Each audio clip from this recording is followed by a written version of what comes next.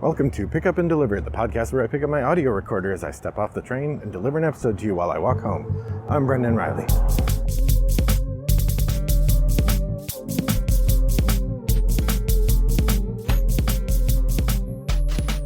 Well, good afternoon, listeners. It's a lovely day here in suburban Chicago. The sun is out, the clouds are up, and I am done with school. Woohoo! The semester is over.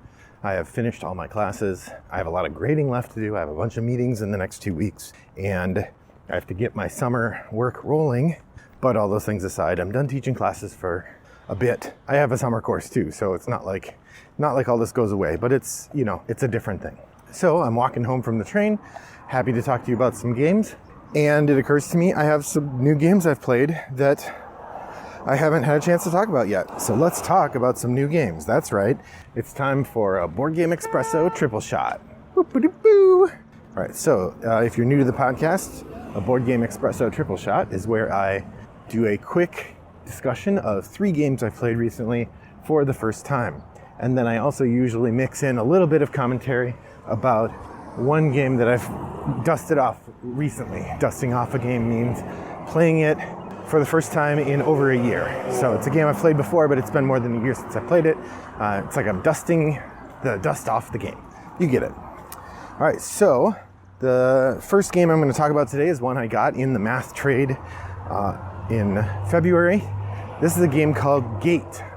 Now, Gate is made is designed to fit inside a mint tin.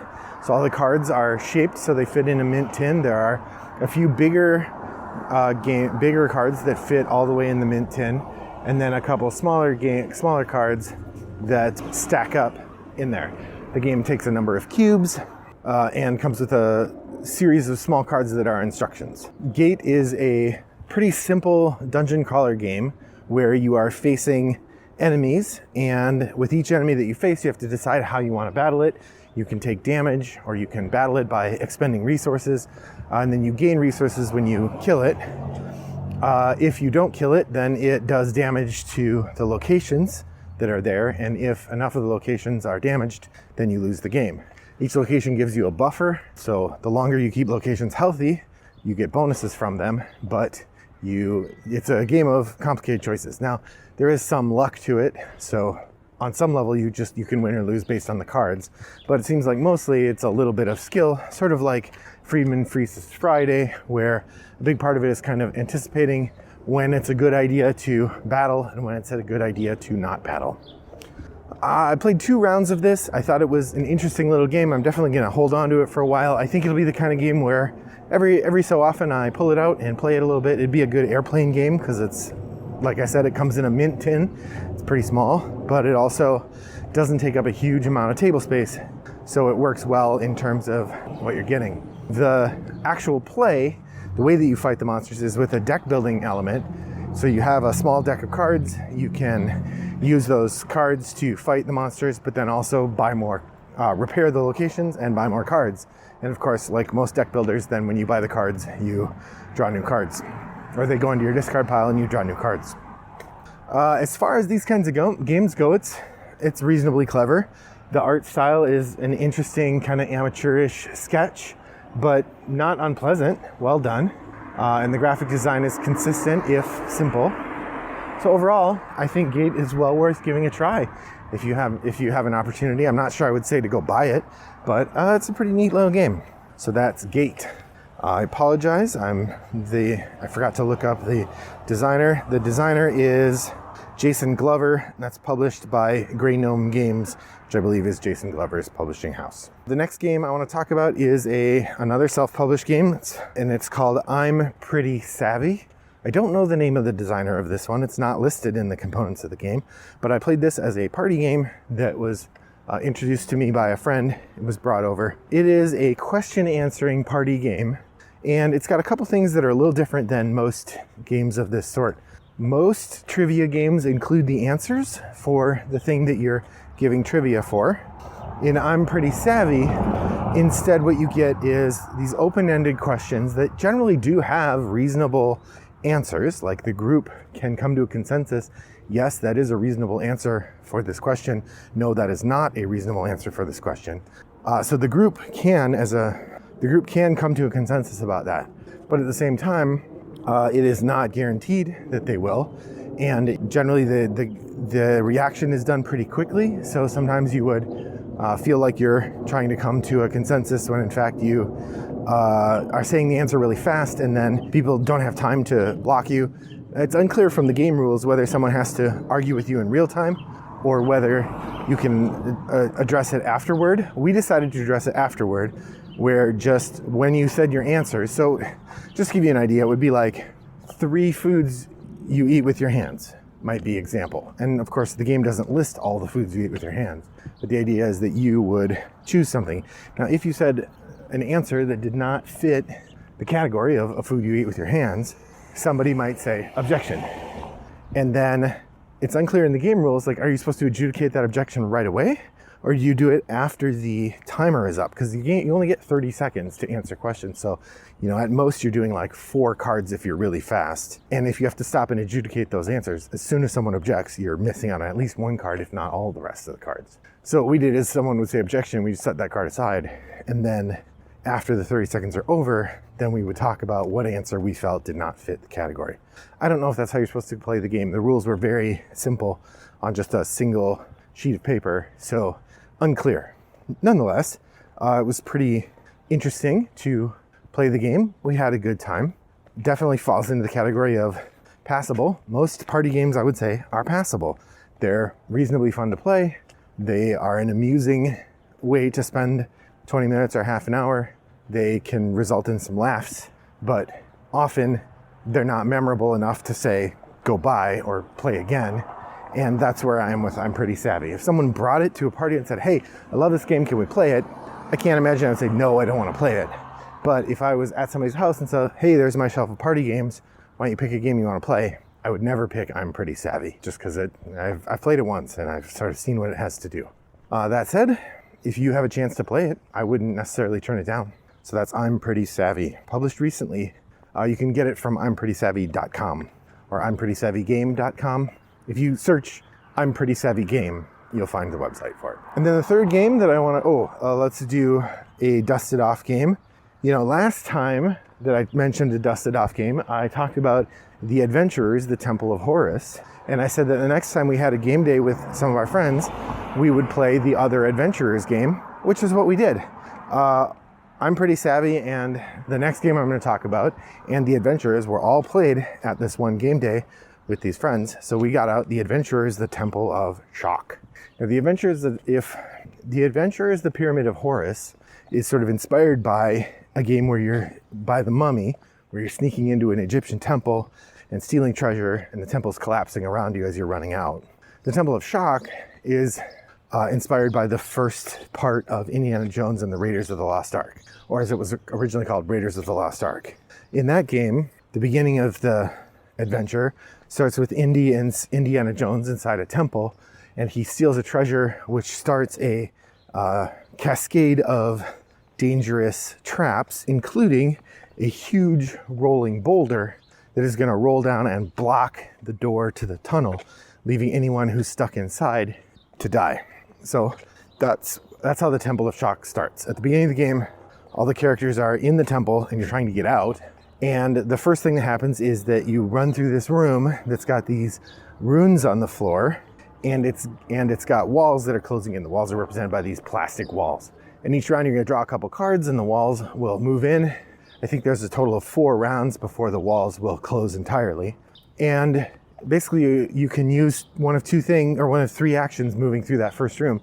You can move, you can search for treasure, or you can look at the runes, and the runes will tell you what tiles are dangerous in other rooms. So that's kind of fun. Once you get through that room, assuming you get through before the walls close, if you don't get through before the walls close, you're smushed and you're dead. If you do get through before the walls close, then the next thing is that there's this boulder that starts rolling. And actually the boulder starts rolling as soon as the game starts. But kind of the way the game works in the first round, you roll 1 die. And if that die is 4, 5, or 6, then the boulder moves 1 space. Then you're gonna roll 2 dice, and if it's 4, 5, or 6, either of the dice, it'll move 1 space for each die that is the right number. then 3, then 4, then 5. Maybe you start with 3 dice. I don't recall exactly. But the boulder is moving a number of spaces, and this is a big plastic chunky boulder. And of course, your characters are little plastic pieces that you're running around on the board. Once you get out of the room where the walls are closing, then you run down the hall, and you have a choice to either go through a room with collapsing floor tiles, or you can go through a room, go around the side and try to get treasures out of these alcoves. Now, the collapsing floor tiles, the trick there is that when you move onto a floor tile, you check and see, does it collapse or not? If it does not, then you can search it for a treasure. If it does, you die. And of course, you can tell if the floor is going to fall or not based on, did you see that rune in one of the 4 secret runes in the room with the walls closing? So if you stopped and looked at the runes, then you can easily run across that floor. If you didn't stop and look at the runes, then it's much more dangerous. You have to follow someone else, basically. And of course, you can't get the treasure if they've revealed it and stolen the treasure. The other thing you could do is run down this hallway and try to get these treasures out of the alcoves. That's a dice rolling challenge, and the boulder rolls through that hallway. So if you are on the path when the boulder gets to you, you're smushed and you die.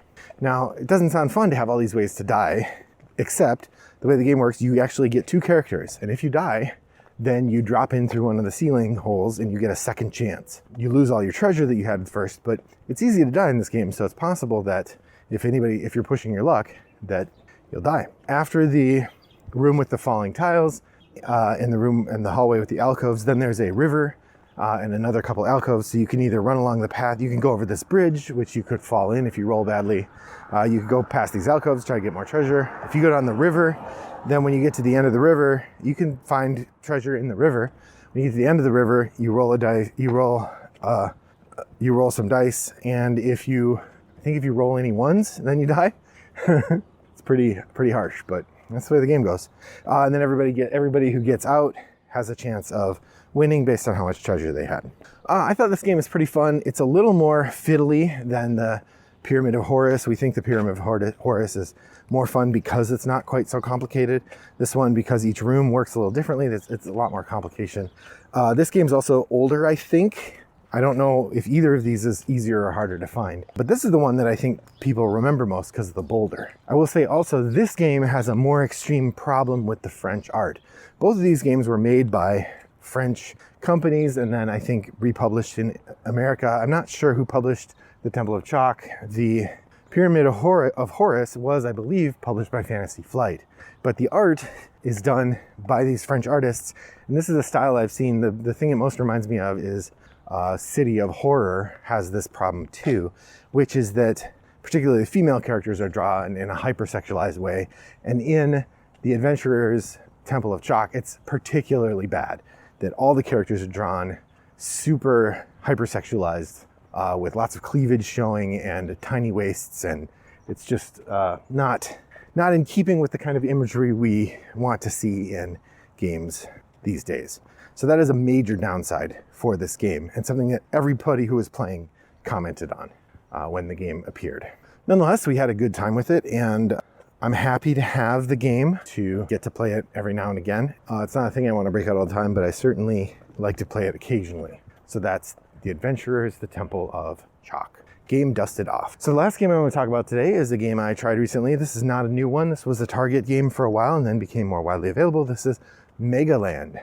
Megaland is a push your luck game from Ryan Lockett, roughly premised on the idea of running a platformer type of adventure. The idea is you're running through a video game, you're jumping from thing to thing, trying to score points. You get points by defeating different kinds of enemies or getting a certain distance. As you take damage, you have to decide, do I keep going or not? It's sort of like Ink and Gold in that way, except that each player has a different level of damage. And then, like in Machi Koro or something, you're buying buildings, and the buildings then help you accumulate more treasure. The goal is to get, I think it was 20 treasure by the end of the game, and when we got to the end, we had multiple people who had over 20 treasure, so it was an interesting thing where nobody had it, and then in the last round, several people had it. This is a cute game, definitely a good family-friendly style of game, easy to play, about 15 or 20 minutes. Definitely a game I would enjoy. I think as far as push your luck games go, I like it better than Dead Man's Draw because you are all playing at the same time, as opposed to like Dead Man's Draw, you're taking turns one at a time. I don't like it as much as Ink and Gold, but then again, I think of Ink and Gold as very nearly a perfect push your luck game. So it's hard for me to say like, oh yeah, it stands up to Ink and Gold. Well, there are a few games that do. But overall, Megaland is pretty fun. It's designed and published by Ryan Lockett at Red Raven Games, and you can find it at your local game store or at Target. I would recommend checking it out if you like push your luck games. It is very light though, so family-friendly fare, not the full meal for a game night, probably. Well, that brings me to the end of the Board Game Espresso episode. If you'd like to comment on any of these games or let us know what you've been playing, head over to Board Game Geek Guild 3269 and share your experiences there. We'd love to hear them. Until next time, I'm Brendan Riley, and thanks for joining me. I hope that your next walk is as pleasant as mine was. Bye-bye.